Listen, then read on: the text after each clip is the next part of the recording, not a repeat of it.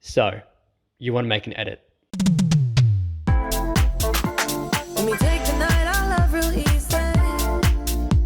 And I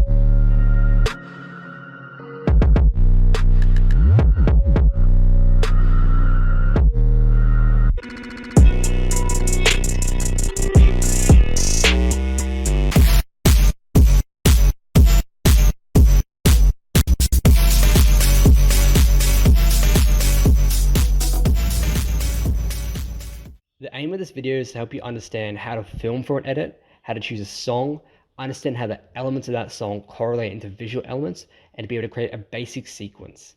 This video will specifically target elements for car edits, however the same principles will apply to other types of edits. Before you begin, it is ideal to know what you are filming, the song you wish to use, what significant elements you want to capture, and the style you want to achieve. These elements are all congruent with each other and influence how each element is constructed. Start with the element you have the strongest vision for, or the element you have readily available. In the case of editing a particular car, break down the characteristics and the things that are unique about it. What year is it from? What was it built for? The design language of the car. For example, if the car is from the 90s and it's a stance car with aggressive design choices, you might want to choose a song from the time period with a faster tempo and film in locations associated with the time period, such as tight mountain passes or highways. If it's an older car that you are restoring and it's something you or the owner have a strong emotional investment in, you might want to choose a song with a slower tempo and an upbeat or inspirational tone. You might include shots of the owner with or interacting with the car and choose locations significant to the owner. This approach can be rearranged depending on what the focus element is for. For example, if you've chosen a modern house or dance song, you might want to film in high density urban areas with strong, high contrast, vibrantly colored lights. Sources that invoke that nightclub feeling. With that in mind, the first step in creating an edit is obviously filming your subject. If you're using someone else's footage, this segment will still be useful. However, if you were to skip this part, forward to this timestamp. The main shot types for car edits are zooming shots, dolly shots, panning shots, tilting shots, pedestal shots, trucking shots, and orbital shots. Dolly and zooming shots are similar. Zooming shots are explanatory in the name itself. It's where the focal length of the camera changes, either zooming in or out. Dolly shots where the camera itself moves either forward or away from the subject. Both of these bring the frame either closer or further away from the subject. Panning shots are where the camera rotates in a fixed position along the horizontal axis, looking from left to right or right to left, vice versa, etc., etc. Tilting shots are the same as panning shots, but they rotate from a fixed position along the vertical axis, looking up or down. Pedestal shots are where the camera moves along the vertical axis with a fixed camera orientation, just simple up and down motion. Trucking shots are the inverse of that, where the camera moves horizontally across the scene, keeping the same orientation of the camera. Finally, there are orbital shots, where the camera rotates around a fixed position in an orbital manner, similar to how the moon orbits the Earth. When filming on location, a general rule of thumb to ensure you have enough footage is to film one of each type of shot on each angle and point of interest on the car. This includes straight front and rear shots, side shots, quarter panel shots, wheel shots, 2/3 shots, interior shots, or any shot in particular that is interesting and you want to film. The faster the tempo of the songs and the less duration you have between cuts, the more shots you will need. Sometimes you'll find there might be a 1 or 2 second gap between cuts and you'll run out of footage very quickly. Gather shots of the surrounding scenery and wide angle establishing shots of the subject. Once you have all the basics covered, look around the filming location for elements to include in the shot composition. This includes trees, creeks, bridges, architecture, landmarks, etc., etc., and see how they can be incorporated into your shot. For example, if there's something obscuring the vision of your subject, you can start filming it behind it and pan away from it to reveal your subject. Or there's a change in height, such as bridge, ledge, or bank, you can film a trucking shot where the camera is looking below the environmental element and look up to reveal the subject. I'll show a real-time clip just to demonstrate how that might look like. So what I've done here is I've created a little mock shooting location just so you can understand what it's like to shoot once you're actually on scene. And so to begin with, the absolute must thing you have once you left the location is all those shot types I've listed from each angle of the car, and you want both directions for the shot. So for example, if it's a panning shot, you want both left to right and right to left. This is to ensure once you're editing, you can go back and forth and you can line up the shots better. So for example, you say you start off with the front quarter panel, you'd start off with your zoom shot. I can't zoom in the GoPro, but imagine I can. I'm turning the camera, Then from here, you want your dolly shot. So you just go in. You also want one going out. From there, you want your panning shot. So you sit your camera on a tripod or like a stick, and you just go left to right, right to left. Then you want your tilting shot. So you just go up and then back down. You want your pedal shot. So you go from the bottom and you go up. You want your trucking shot, so start from over here and you'd slowly move from left to right, and then the inverse of that, go right to left. And then you want your audible shot, and this is my favorite type of shot for filming. So we'd focus in on the quarter panel. We'd start from this side, you'd wrap it around. So you're fixating on this point, and you're just rotating around. And I'm guessing you can already see how you can put it together and edit. And the ideal thing you want to do when shooting is you want to keep the camera as stable as possible, and you want to keep the velocity of the rotation or the movement as stable as possible. You'll find if you're unsteady, say you start out slow and you go fast, when you're speed ramping or you're trying to mask things, it'll be a nightmare. So for the smoothest transitions, you want the smoothest footage. Once you have all your grounds covered, that's when you turn around and you look at the scenery and you just observe what's in your shot composition. And so the first thing I noticed when I'm shooting here is I got these bushes and trees all around. You have this change in elevation between the subject and the ground, and then of course you have another change in elevation here, and then finally you've got this light post or light. And so what you can do with these is you can obscure the subject, you can pan around from them, or you can just include them like blurred, like in a different focal distance. So for example, you can do an establishing shot from behind this light. You have it here, and you can pan out and reveal the car. You can of course do an orbital shot or a tilting shot from here, where you start low and you lift it up and reveal the car, or you start looking at the ground, you tilt and you reveal the car. With the trees, I find like in trees and nature, waterways are great for establishing shots, because you can slowly reveal the subject. You can go through the brush, and that creates a very natural looking reveal. So just dolly in.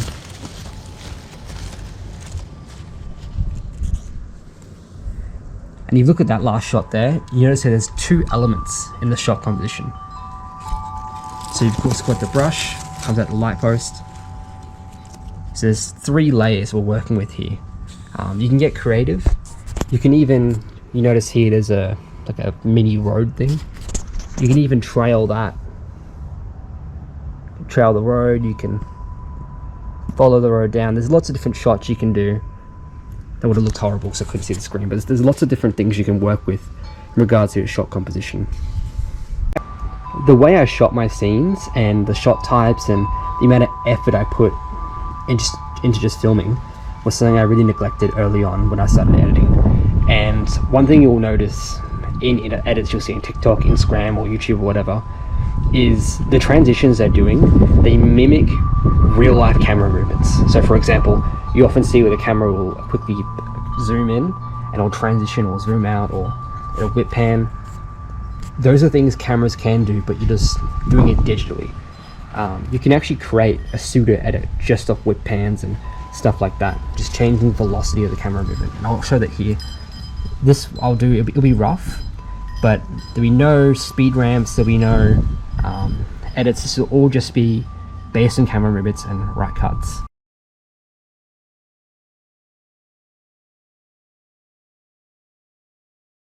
You'll see just from camera movements alone, it already looks like an edit.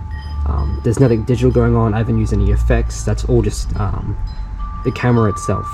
So a lot of what you do is in how you shoot.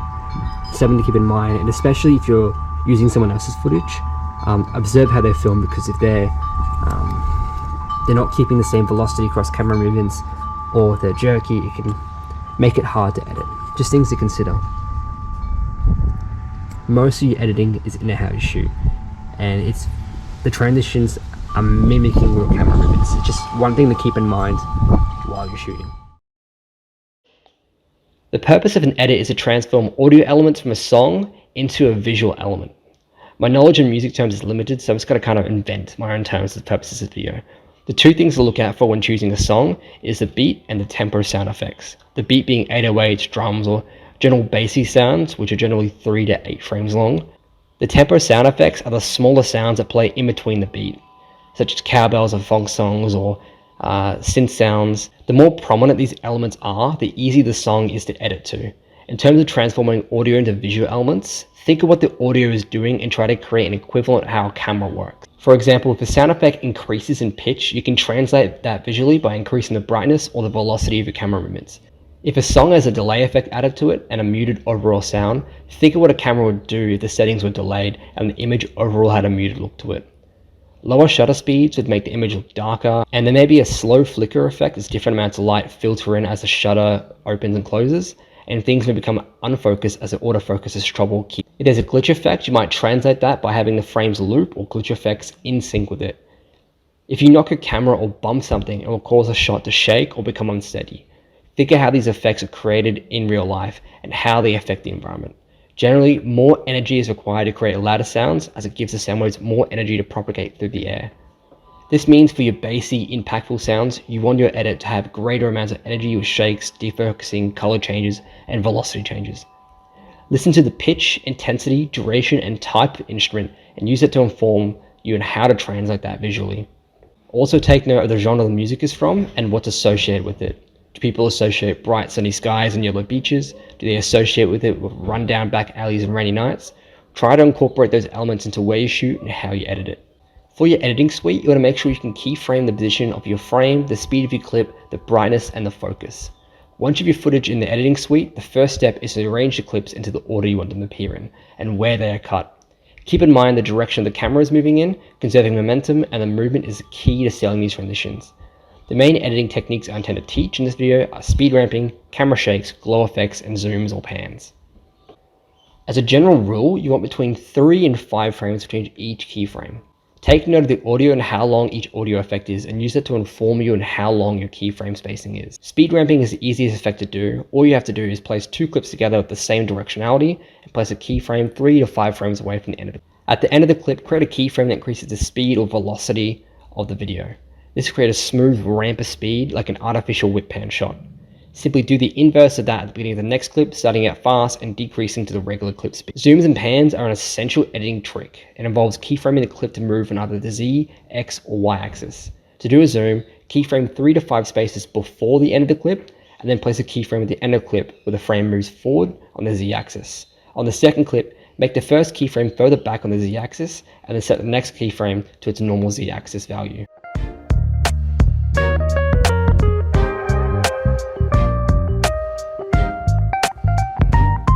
This is applicable for both the X and Y axis as well. Just use the opposite values in the second clip. For example, on Sony Vegas, I'll set my first keyframe to 0 and then the end keyframe on that clip at negative 150. Then on the second clip, I will start at 150 and keyframe it to return to 0.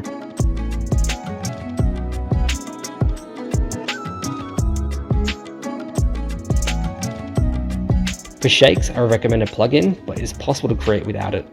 The method to create a shake without a plugin is to go into the tab that allows you to change the positioning of the frame and add keyframes that are opposite each other every few frames, causing the screen to shake.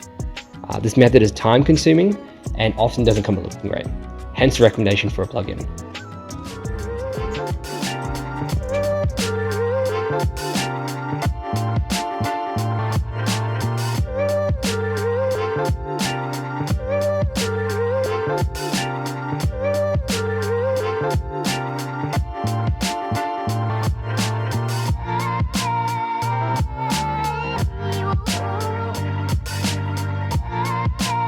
With the plugin, simply go into your shake settings and set up your keyframes, with the end part of your clip having the highest value and the keyframes before that being at 0.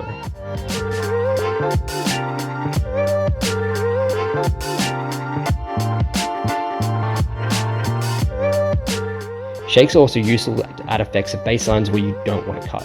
Simply set up a keyframe directly when the bass note plays and insert the values for the shake. Go 3 to 5 frames back and set the values to 0.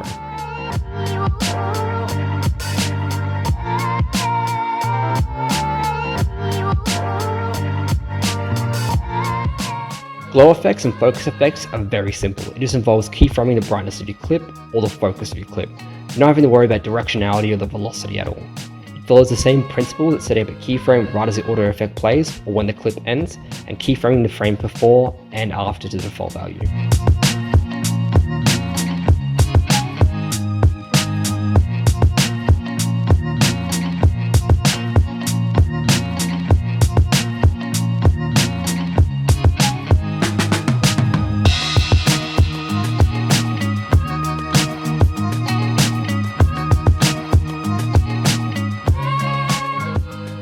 You can combine these effects together, for example a shake and a zoom, to create an impactful transition. Assuming you can arrange your clips together, keyframe them, and understand them how the audio can be translated visually, you should be able to make an edit.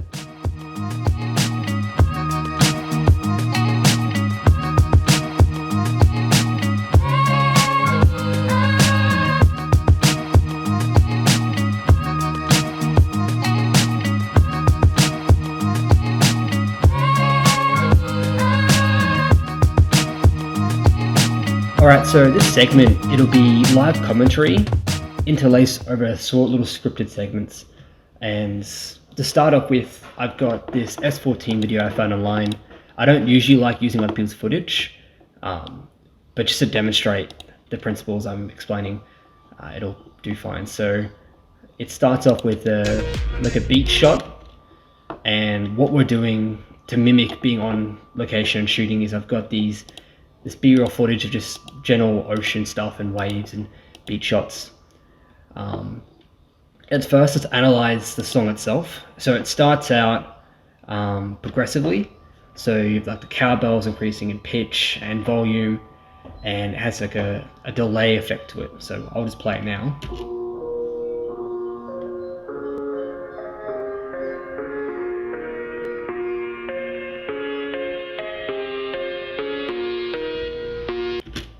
And already just from that short segment, you can kind of see the vibe I'm going for.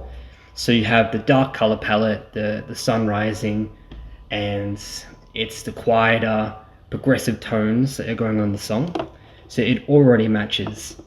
And then once the beat drops, just have a look at where that is. So I've got it roughly where the beat drops, and I've got a shot of the S14 itself, kind of like an establishing shot. And I'll just play it now.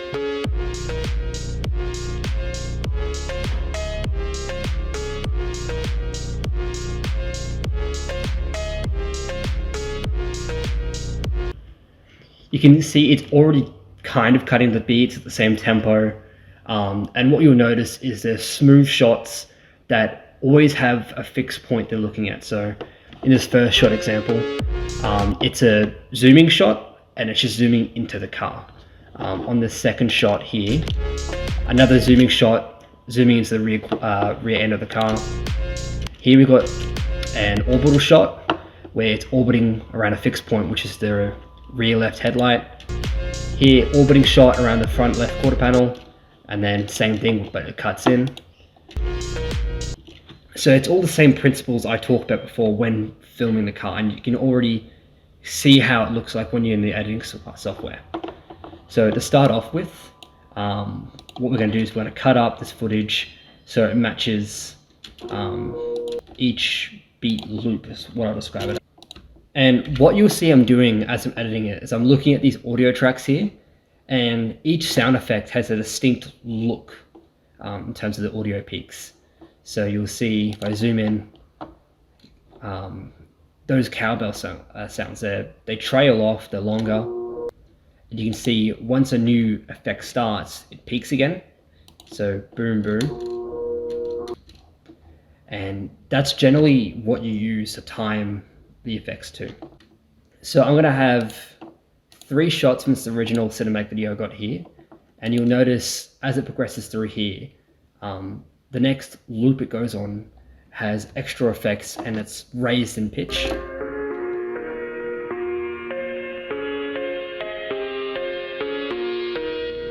See, once it cuts to here, there's more audio effects and it's a slightly higher tone.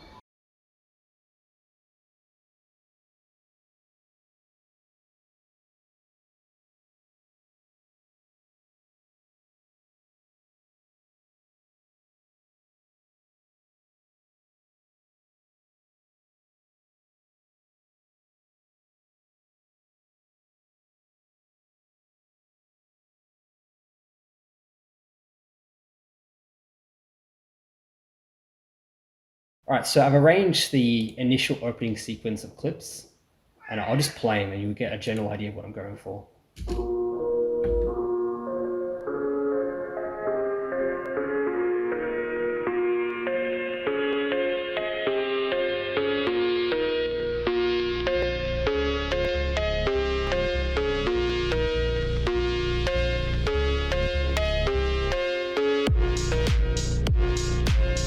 So what you can see here is the lighting and just the shot composition changes as the music progresses.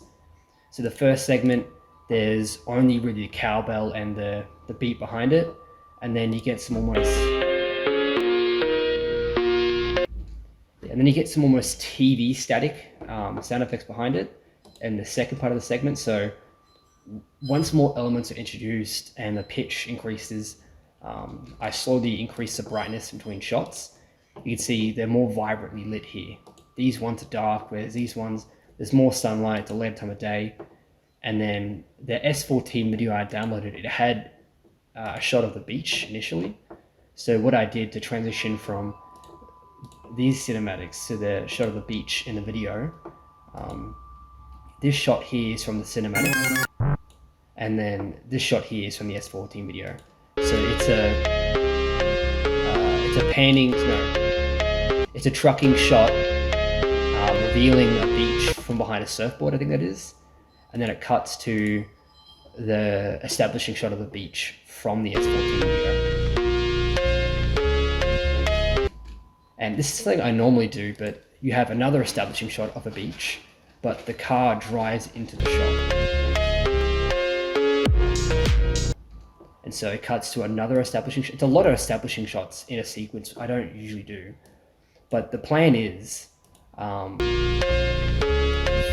this shot here, it's gonna zoom in and shake and cut into this, where it's also gonna zoom in and shake. And so I'm gonna keep going along with the sequence a bit and just get some clips in and get the general, layout.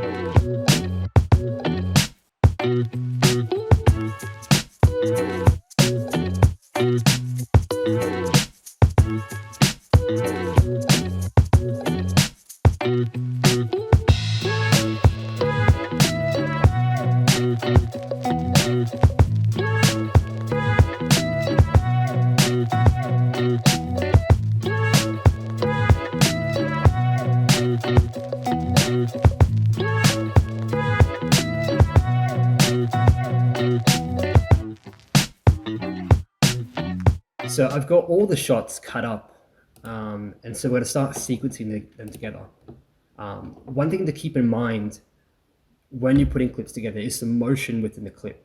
So if in one shot it's going left to right, and then the next shot it's going right to left, it can make it look awkward. So try to keep the motion of the camera movements consistent throughout shots.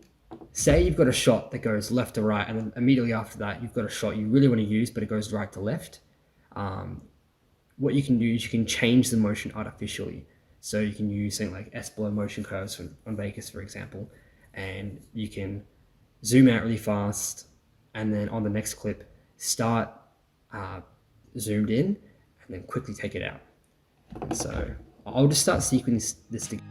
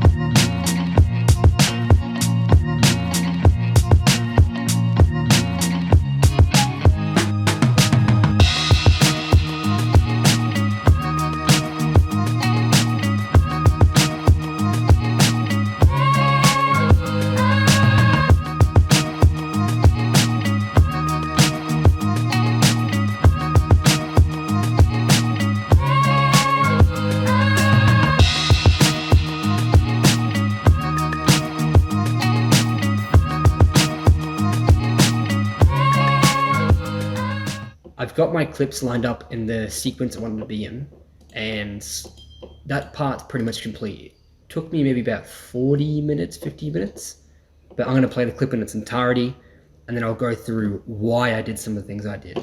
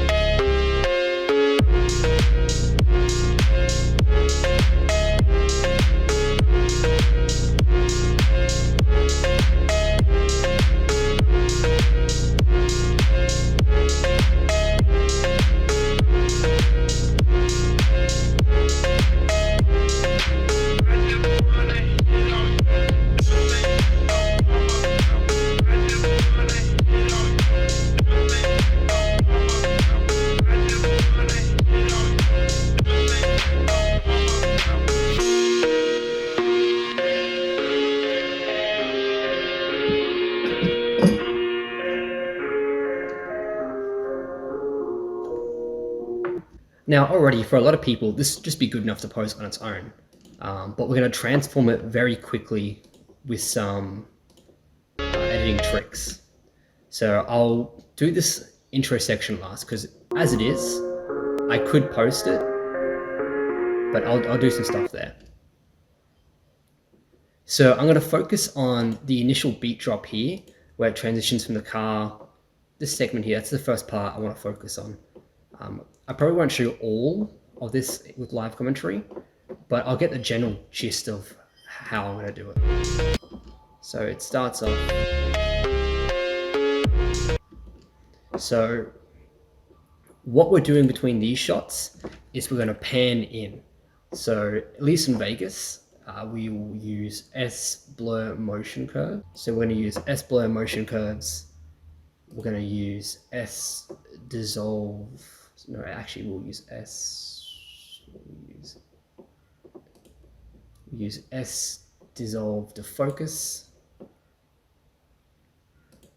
And we'll use S-shake.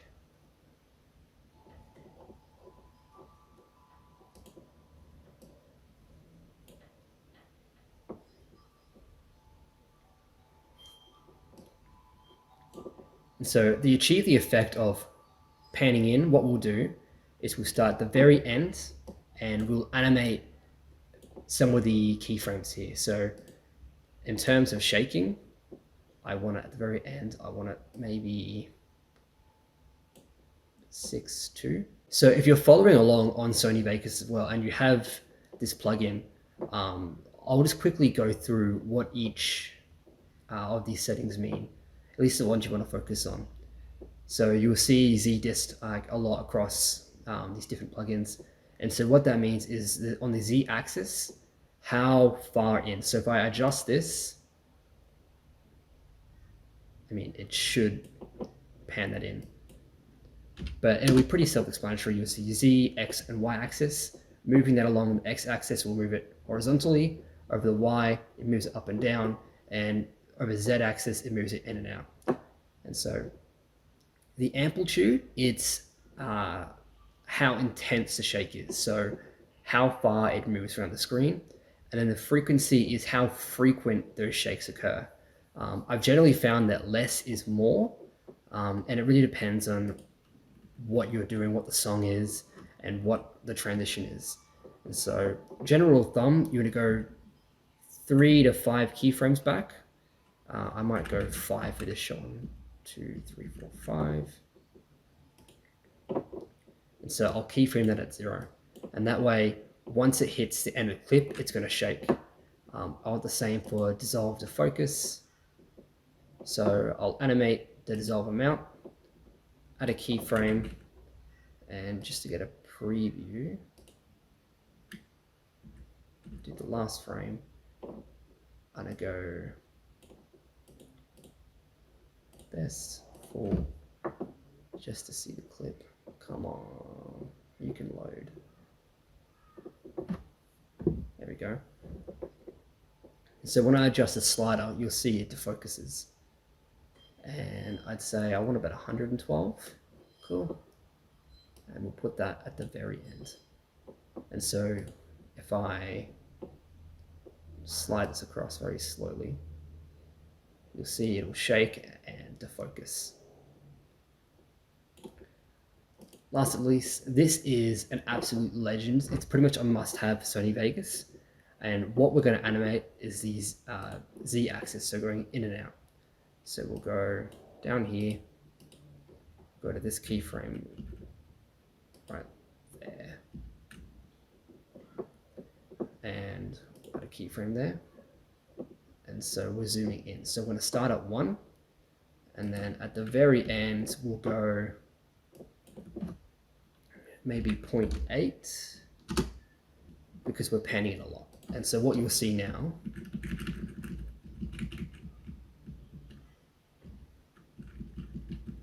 we've moved 200 units in, it zooms in, shakes, and I'll apply the same thing. So what I'll do, actually make it easier, I'll copy and I'll paste the event effects. That's not to do on that too. And so for the beginning of the next clip, we want to do the inverse of what we did at the end of the last clip. So we went in 200 units. So in this one, we're going to start at 1.2. And you can already see it's zoomed out. S-Blow Motion Curves has the option to reflect the tiles. Say here the focus, we went about 100, so we're the same there.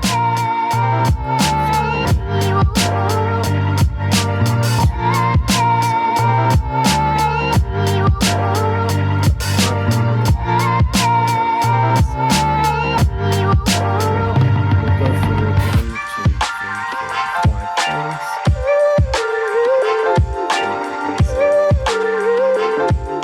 So focus. Bring that down, and we'll bring you back down to 1.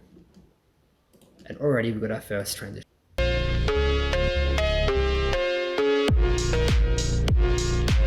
Now 5 frames is on the higher end of the spectrum of what I normally do. Usually I do about 3 frames, but it's a slower paced song, so I'm going to do it a little bit differently how I normally do it. So I want to go in 0.8, dissolve the focus.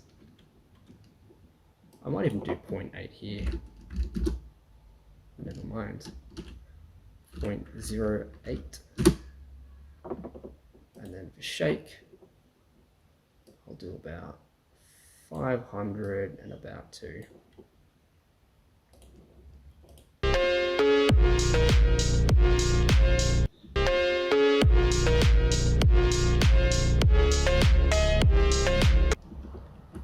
Already see that filming up. And what's cool is you can, now that you have that set up, you can directly copy the event attributes to the next clip.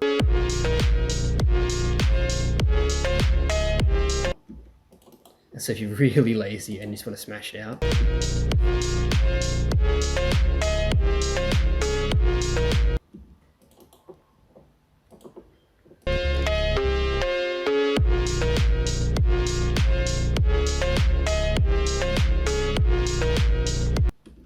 that's really boring. There's other effects in there, so if you listen in,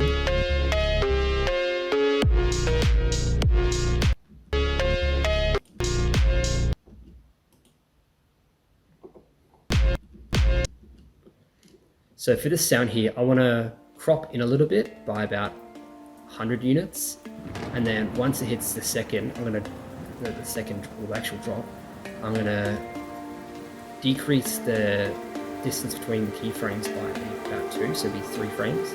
I'll show you what I mean in a second.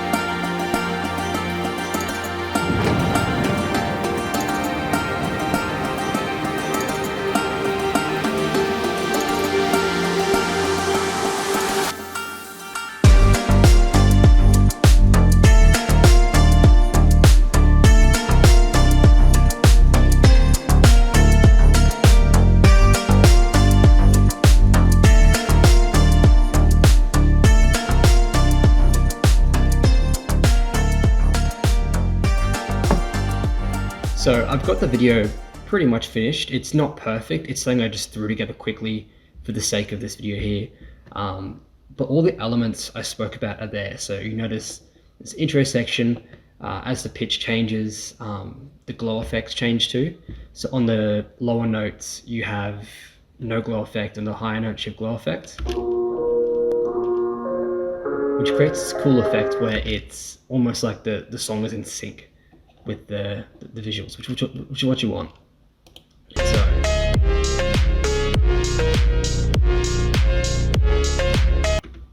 you can see with those big bassy, it's not an 808, but you know what I mean?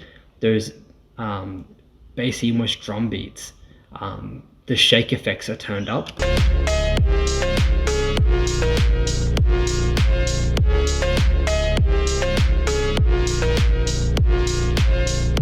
It's, as I said before, the more energy you put into something, the louder it sounds. So if I tap on the desk, that's a gentle tap, and that's a louder tap, and you can't see it, but in the audio curves, it's much louder. And so when I hit the desk harder, the desk vibrates, and so that's what you're recreating in the editing suite, is that vibration.